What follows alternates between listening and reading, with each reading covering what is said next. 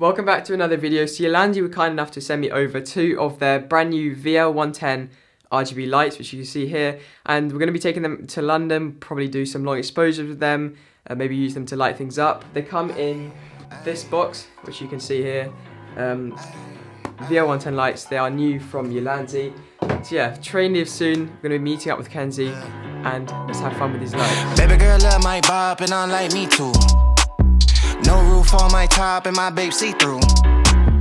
Alright, so the first shot we're going to try and get is on London Bridge, and it's facing towards the Shard. So if I just come out in here and show you. So basically what we're going to do is we're going to put the camera around here, obviously in portrait, looking up at the Shard over there. Yeah, so this is the light, obviously I showed you earlier. We're going to be using this. The camera will be around this area, and I'm just going to run, well, to an extent, and just run the light all the way down.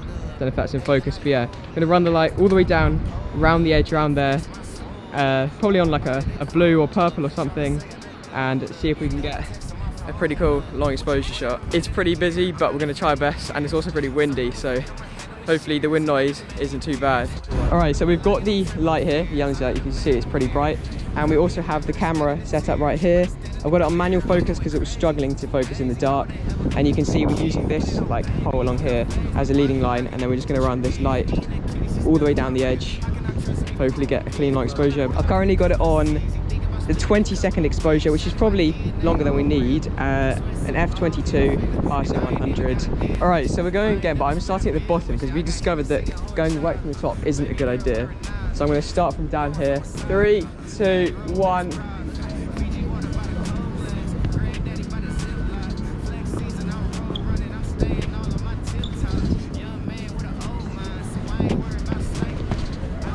Woo! Nearly fell down the stairs. Oh, we're getting better at this. Okay, 3, 2, 1.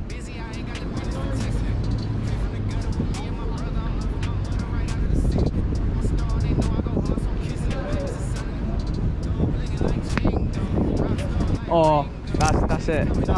So we just finished up getting the shot at London Bridge, and I'm really happy with how it came out. We got after probably like a good 10 tries, we got the perfect long exposure with the blue, and it started in the right place, finished in the right place. So I'm really happy with how that shot came out. We're heading to the next shot next, which is actually just over there. And there's basically this triangle we can also do a long exposure, so we're heading there next.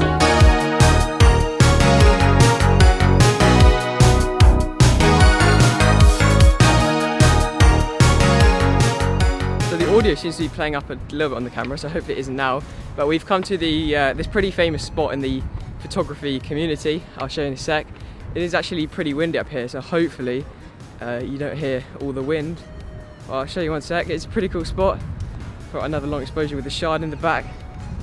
So you can see here we have this like weird shaped object here with the Shard up the top, and so we'll probably come around here, have that in the left, Shard up there, and then I'll be light painting along the top of this concrete bit here, and it should make for a pretty nice long exposure shot.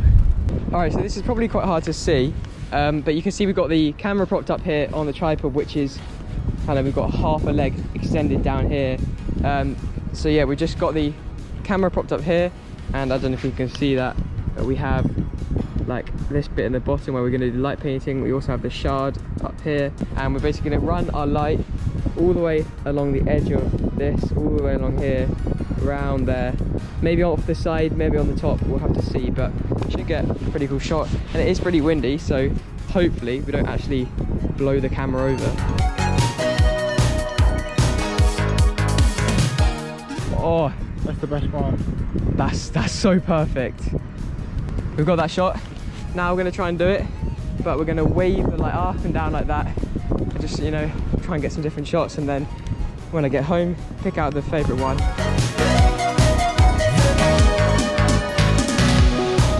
So we managed to get this shot. It's come out really well, like it's smooth, it just looks good, and we've got the straight and the wavy.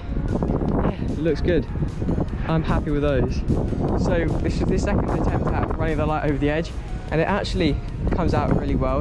And what I'm going to try and do, we're going to have one that's going off the edge, we're going to have one of the wavy shots, and I'm going to try and blend them with Photoshop. It might not work, but it's worth a try anyway.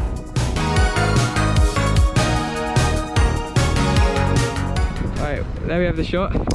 That's actually really clean. So that kind of put together with one of the wavy ones.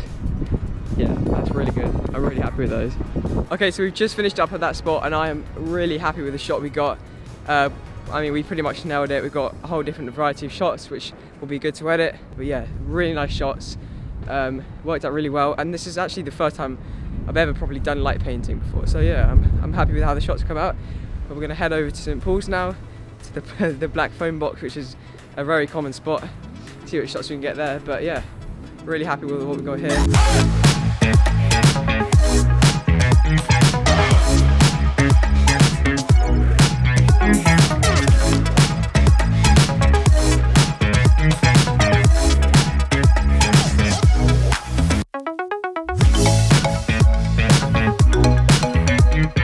So we're just coming over to our next spot, which is obviously the St. Paul shot, which is obviously St. Paul's up there, and then we have the black foam box, and we basically put the light in the black foam box there and see what shot we can get. This is a great location, so let's set it up. All right, so we need to try and find somewhere to actually put the light in the foam box. So we open this up, and obviously these lights are magnetic, so I mean, it doesn't necessarily need to be in a magnetic place. It could be up there, like that, or let it go like that.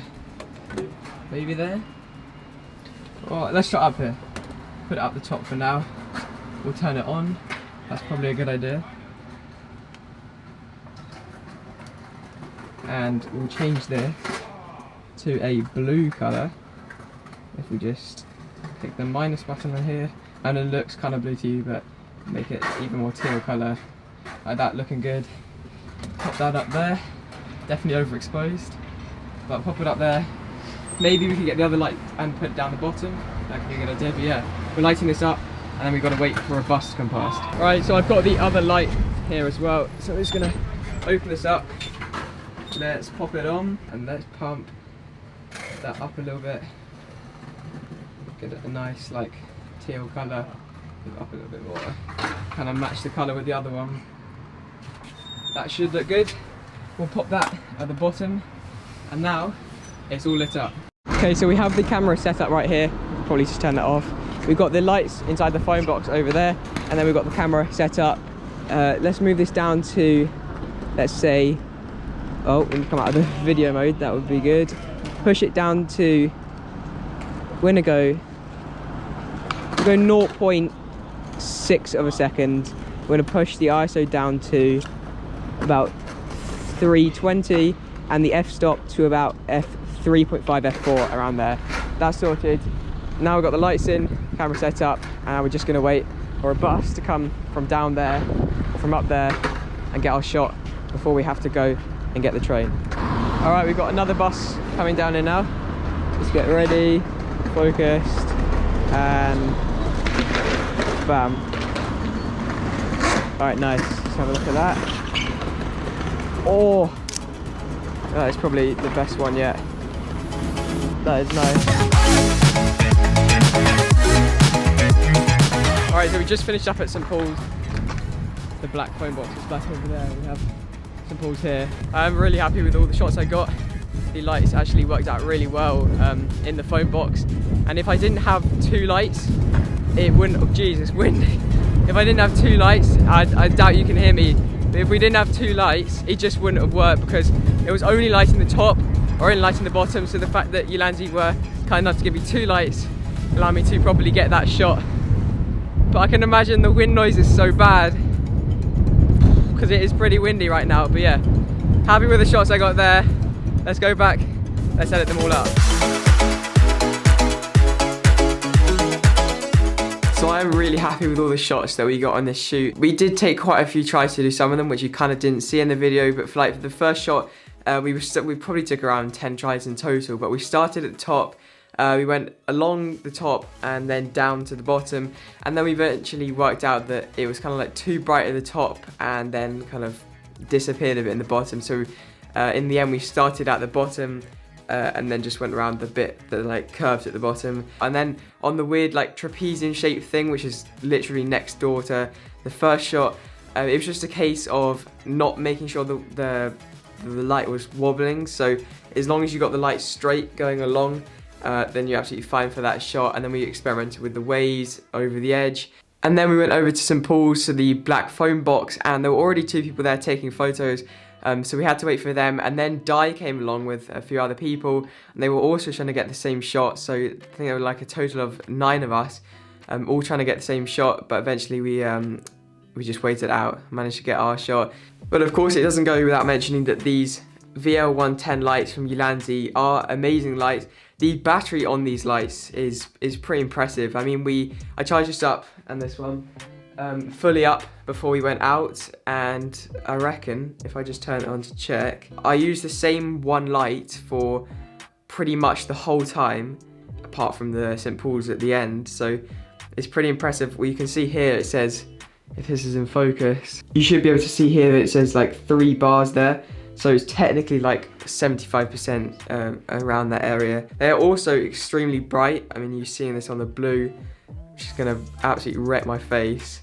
But these are very bright lights. In the RGB section, they also have, you should be able to see here, they have colors all the way from orange, all the way through yellow, green, like a teal, blue, purple, and all the way up to red. So they basically have every color, and then you use one of these buttons, like the plus or minus, to scroll through these colors, which is the H number. I don't know if you can see that, the hue at the top there. So they have the RGB mode, they've got the scene mode. They actually have 20 different scenes on this. So that could be, you can see this one is HSL slow, and it basically means that the colors are kind of pulsing through slowly. And then obviously there's the fast ones.